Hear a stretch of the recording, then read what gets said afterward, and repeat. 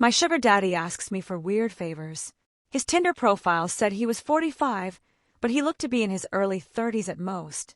Looking for a sugar baby. $700 weekly. No sex. It sounded too good to be true, but as a broke university student, I was willing to take my chances. I swiped right, and Tinder let me know it was a match. His message came seconds later. Hey, there's sweetheart, smiley face. I cringed at that word, I hated it, but $700 was $700, so I sucked it up and replied. Hey, winky face. His name was Jack, and he told me he owned his own business, although he never specified what kind of business it was. We talked for a while before he asked me for my Venmo to send me the first payment. After a few minutes, I got the notification. I stared at the $700 for at least 20 minutes, expecting to wake up from a dream at any second. But it wasn't a dream. You still there? I clicked on the message. Yeah. Sorry. If you don't mind me asking, what are you looking for in return? I stared at the chat until he replied. I'm just looking for you to do a few favors for me, smiley face. That sounded like it was going to be sexual to me. Like what? For example, the first thing I need you to do is pick up a delivery for me.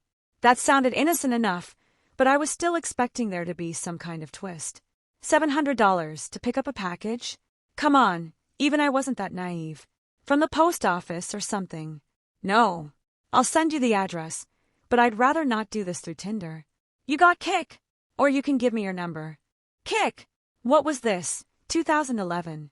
I decided to give him my number instead, and he texted me the address immediately, followed by the address to his house, where I would have to drop off the package.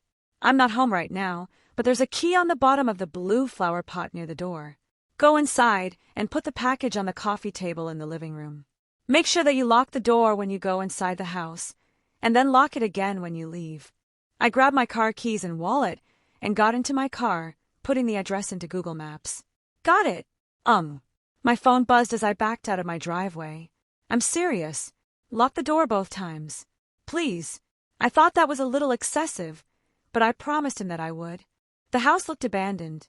It had a broken chain link fence around it, with a small door that was hanging on to dear life. It stuck out like a sore thumb, surrounded by houses that were a lot nicer than this one in comparison. You here for jack shit? I looked up to see a man standing in the open doorway of the house. He took up almost the entire space, his head skimming the top of the doorframe. He was huge, in height and muscles, and his entire torso was covered in tattoos. Yeah, I guess, I replied, not moving from my spot on the sidewalk. Stay right there, he said. I did. I actually don't think I would have moved if he had asked me to. I looked around and realized that there was no one else on this street. I was a 21-year-old woman, alone in the street. I gripped my car keys. A few minutes later, the man came back out carrying a cardboard box. It was about the size of a shoebox, but stained and damp on some of the corners. Can you open your car? He asked. I opened the trunk, not wanting that inside on my car seats, and he set it in. All right, there you go, he said. Thanks, I replied. I walked around to the driver's side of the car and opened the door. Oh, and one more thing, he said.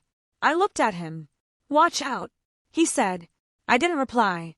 I blasted my music as I drove to Jack's house, hoping it would drown out my anxiety. It didn't. I parked my car in the stone driveway and stayed inside the car, admiring the house. It was a huge house, with stone pillars on the front porch and the greenest grass I had ever seen in my life. I turned the car off and got out. I grabbed the package and walked to the front door, getting the key from where he said it would be. I opened the door and stepped in, closing it behind me. I thought about what he had said, about locking the door when I got inside. I thought that was a little overboard, but as I stared at the closed door, something made me reach out and lock it. I walked inside, my feet cushioned by the thick maroon carpet, and admired the inside of the house. All the furniture was wooden and looked incredibly expensive. I would probably finish school a dozen times with the money that it took to furnish this place. I set the package down on the coffee table, and as I walked back to the door, I heard a phone ringing from somewhere inside the house. I froze. In my pocket, my phone buzzed. I took it out to look. Don't answer any calls that aren't from Marvin. I put my phone back and followed the sound of the phone, poking my head into a few different rooms before I found it in an office. I walked over to the desk and looked at the caller ID. Incoming call from Jack. That was odd. I grabbed my phone to look at the message again. I was starting to get a little bit creeped out and decided I wouldn't answer, just to be safe, and left the house, remembering to lock the door as I left.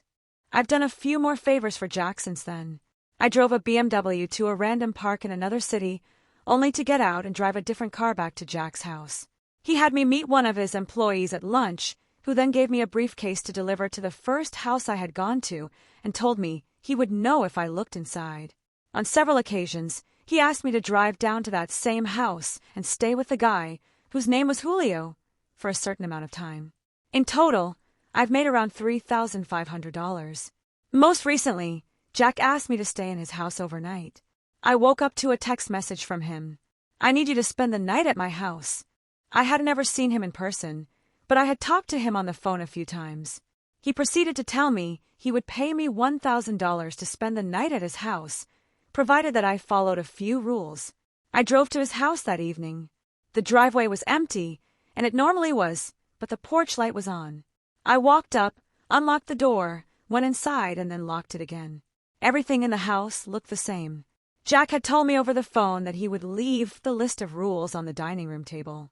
I set all my stuff down in the living room. My bags looked like garbage compared to the fancy furniture in there. I wandered into the kitchen, and then to the dining room. Sure enough, there was a piece of paper on the wooden table, held down by an empty glass. Lock the door when you come in. Only answer calls from Marvin. Don't turn on any faucets between 9 p.m. and 11 p.m. Don't open the door for anyone, no matter who they say they are, after 10 p.m. If the door to the closet at the end of the hall is open, sleep in the library. If closed, sleep in any of the bedrooms. The gardener comes at midnight. If he starts knocking on the windows, hide. Turn the TV on and let it play on static through the night. Do not forget to do this. Help yourself to anything in the fridge. Smiley face. I'll pay you in the morning. Good night. I made sure to follow all the rules. To be honest, I was regretting my decision. But, seeing as I was already here, and I was getting paid, I decided to stay anyway. I figured as long as I followed all the rules, I'd be perfectly fine. Still, it felt a little odd. What was this? A haunted house. Nevertheless, I lounged around the house for a few hours, as I was planning on going to sleep around 9, since that's the time that all the weird shit would begin to happen. At 8:50, I brushed my teeth, using the faucet for the last time before 9. I checked the closet in the hallway, and upon seeing that it was open, I moved my stuff into the library and got ready to sleep on the couch. I locked the doors just in case, and laid on the couch, scrolling through my phone.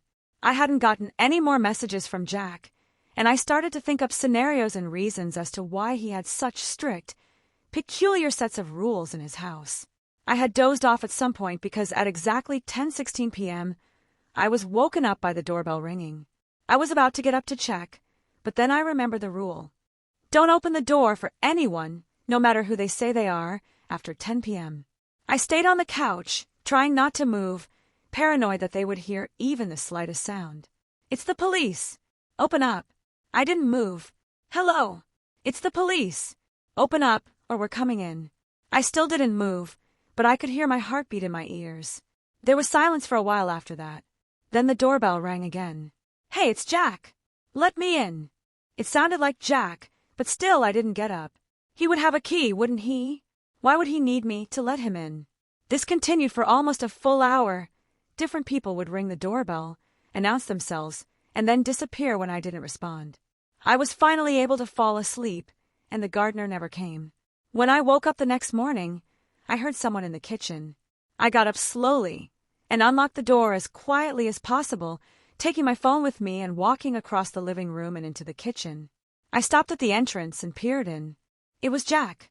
He was standing in front of the stove, stirring something as the coffee machine brewed coffee on the counter behind him. Hey, good morning, he said when he saw me. Hi, I replied, nervous. I hadn't seen him in person before, but he looked exactly like his pictures online. Scrambled eggs?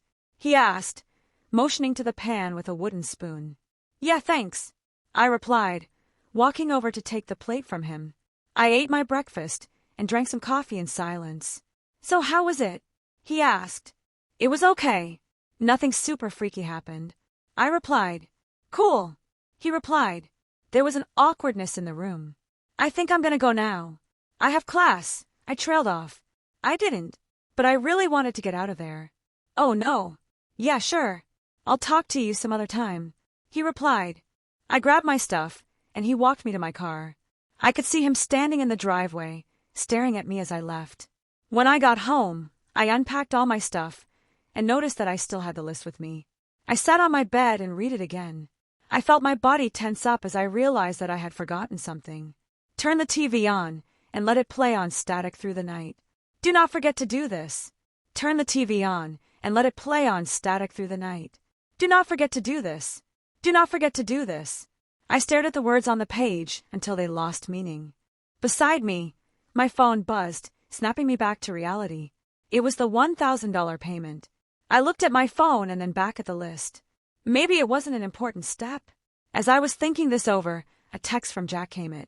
"I'm not in town right now. I should be back next week, so you're free from running any more errands for me until then. Just sent the payment. Go do something fun, winky face." I stared at the message and read it again, and once more for good measure. "I'm not in town right now." I thought back to this morning and how Jack was in his house, how he gave me breakfast. "I'm not in town right now." Within minutes, a new text came in, this time from a number that I didn't recognize. "Did you forget to do something?" Winky face. The text was followed by a picture of Jack, or whoever this version of Jack was, standing in front of the TV. I didn't respond. Next came another picture. This one was of the outside of my house. It was followed by another text. "Watch out.